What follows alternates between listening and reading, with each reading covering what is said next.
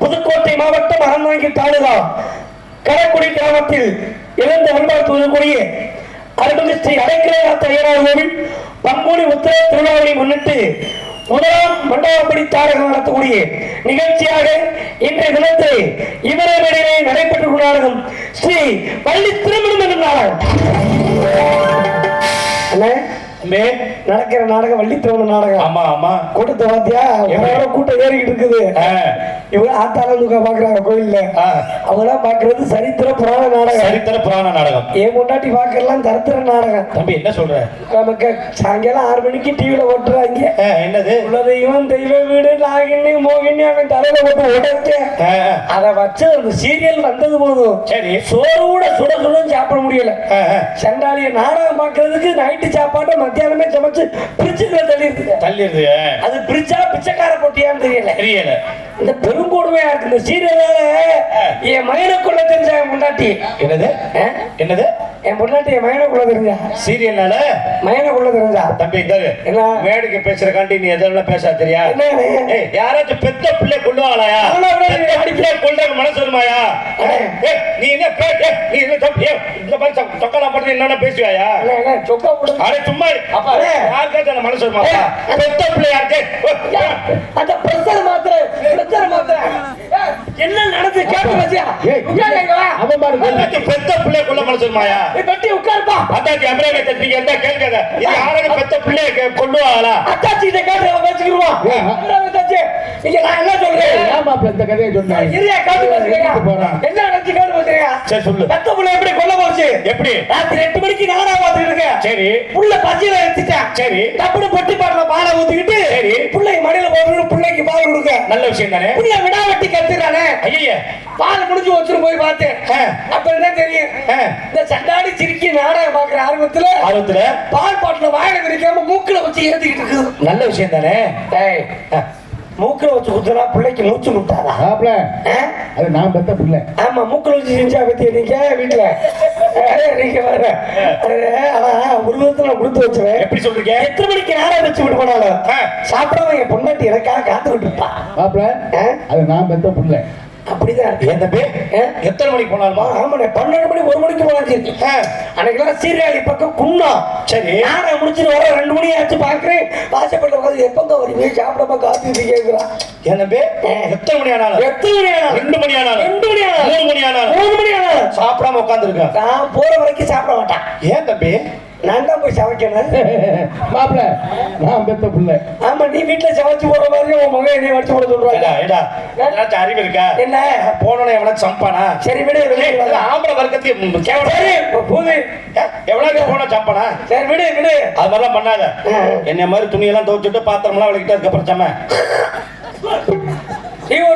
சரி விடு. அண்ணன் தம்பி மாலை கட்டி நிக்க வேண்டியதா? சரி அது இருக்கட்டும். நான் இப்படி சொல்ல நினைக்கிறேன்ல, உண்மையிலேயே ஒரு மனிதனோட வாழ்க்கையில இன்பத்திலும் துன்பத்திலையும் பகிர்ந்து பங்கேற்கக்கூடிய ஒரு உறவு மனைவி மட்டும்தான். கண்டிப்பா எல்லாம் பகிர்ந்து பங்கேற்கிறது.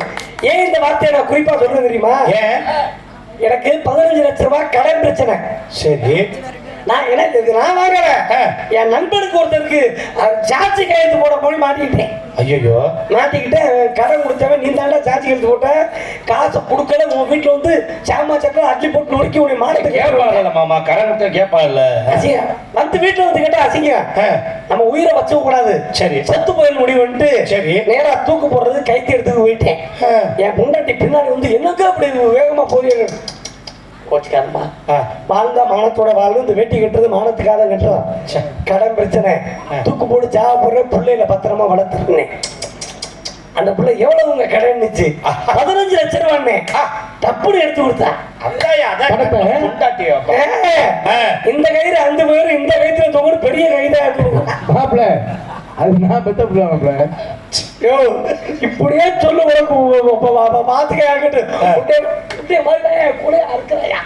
அதனாலதான் சொல்றேன், கல்யாணம் அப்படி நம்ம மகிழ்ச்சியா இருப்போம். கல்யாணத்துல நமக்கு தோசை விலகுது. என்ன தோசை நினைப்பீங்க? தாலி கட்டுறவருக்கு அன்னையோட சந்தோஷம் போயிடும். தாலி கட்ட போறப்ப ஐயர் சொல்லுவாரு, அதை யாரும் கவனமா கேட்கறது இல்ல. எப்படி மகளையும் தந்து நானே மாப்பிள்ள அழைச்சுடுவாங்க. நல்ல நேரம் முடிய போதும். ஏன்? அன்னையோட கரகம் பிடிச்சிருச்சு. அவ்வளவுதான். நானும் தாலி கட்டினேன். கல்யாணத்தை முதல்ல நாடகத்தை வாங்கிட்டு தாலி கட்ட போறது மணமேடைக்கு போனேன். பத்திரிக்கை. ஆமா கத்திரிக்காய் கொடுத்தேன். கத்திரிக்காய் ஆமா கொடுத்தேன். சும்மா வந்த அப்படியே அவசகுணமா பேசிட்டு இருக்காரு. என்னடா அவசகுணமா பேசுறேன்? கல்யாணங்கிறது நமக்கு கல்யாணம். கல்யாணங்கிறது வாழ்க்கையில ஒரு தடவை தான் நடக்க போகுது. நீ பார்த்த கல்யாணத்தை விட்டு நாடகத்துக்கு போயிருக்கேன். கொஞ்சம் சத்தியமா அடக்கிறங்க தாயினாரோட சத்தியமா பங்குனி உத்தரத்தன்னைக்கு மறுநாள் எனக்கு கல்யாணம். முதல் நாள் நான் நாடகத்துக்கு போற உத்தரம் பாட்டியே கிடைக்காது. நான் போகலாம் 10 மணிக்கு வீட்டுல இருக்கணும். நடிகனுக்காக தான் நான் போனேன். போய் நான் உண்மைதான் நாடகத்துக்கு போயிட்டு திருவரங்குளம் கோயில தான் தாவி கட்டுறது. கோயில மணமேடை இருந்து உட்கார்ந்து இருக்கிறேன். ஐயர் ஓமம் கொண்டு கொச்சி போட்டு கொத்தி புகையை கிளப்பிட்டாரு. சரி. குப்பு குப்பு குப்புன்னு புகை எரியுது. கட்டு மேல பொண்ணு வந்துருச்சு. தாலியை கட்டுனேன். சரி தாலியை கட்டுனேன்.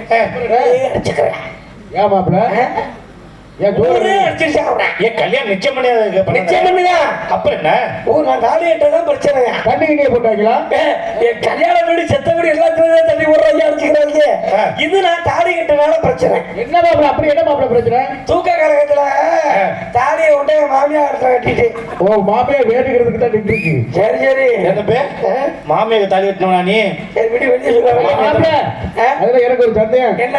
முதல்ல என் மகளோட நடந்துச்சா மாமியாவோட நடந்துச்சா? மாமியால கூட்டிட்டு போய் புத்திமதியை சொல்லி போயிட்டு வாங்க சொல்லி அனுப்பி வச்சு. இப்ப மாமி எத்தனை மாசம்? மாமியா 8 மாசம், பொண்டாட்டி 10 மாசம். சூப்பர். 2 சாப்பாடு சமைச்சு போடுறான்.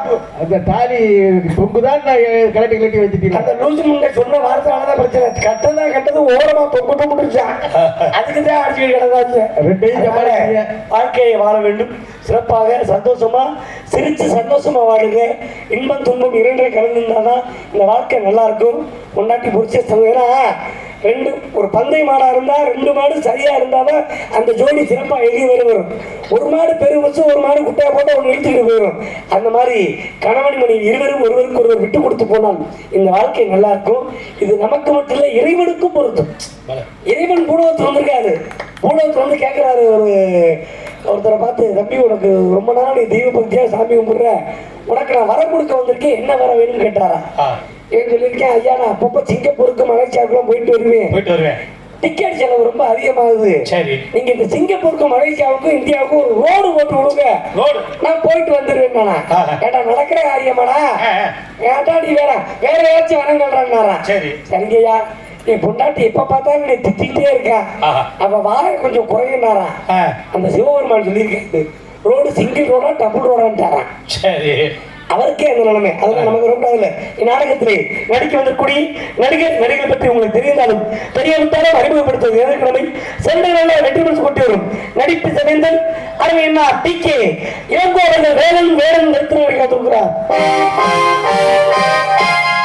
காணக்கோயில் கரைவாணி கோயிலின் கொரோவியும் மன்னோரைச் சேர்ந்த அபிராமி அவர்கள் வள்ளியாக நடிக்க காத்திருக்கிறார்.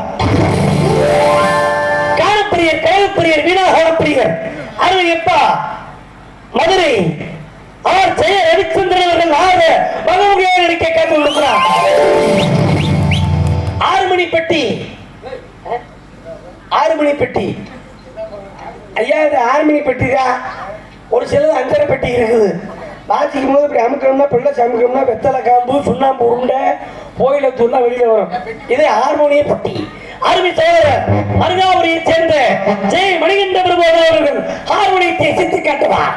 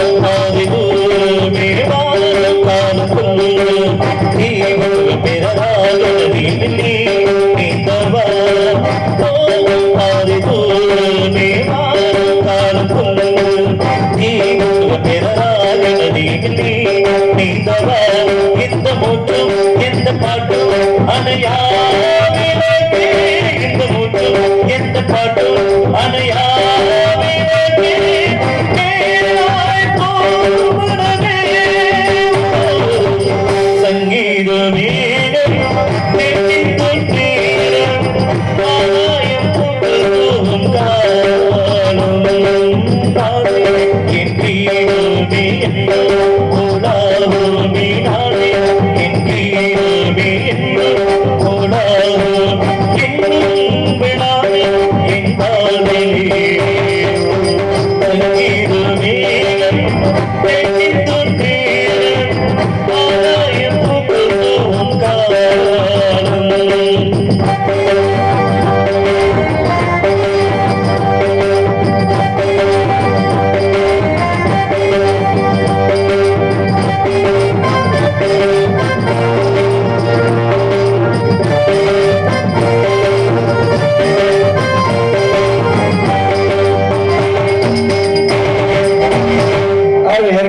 சூப்பர் சூப்பர் சூப்பர் நன்றி நன்றி நன்றி நன்றி. அதான் உண்மையிலனே தம்பி தெய்வத்துக்கு நாம செய்யற தொண்டு தான் இந்த பொட்டி மிருதங்கம் நீ நான் தாளக்காரு எல்லாம் உயிரோட வந்து நம்ம நிக்கிறோம். உண்மையிலேயே நான் இந்த கீபோர்டு கிடந்த நிலைமையை பார்த்து ரெட்டா போச்சு போல நினைச்சேன். ஆனால் இறைவன் நீ இறைவனுக்கு செய்யற தொண்டு நல்லா வச்சிருக்கணும். உயிர் படைச்சதே பெருசு. அதற்கிடையாக கோயிலுக்கு வர நிமிட வணக்கம் அன்பு மாமா ஆடார்கோளை சேர்ந்த பி மோகன்தாஸ் அவர்கள்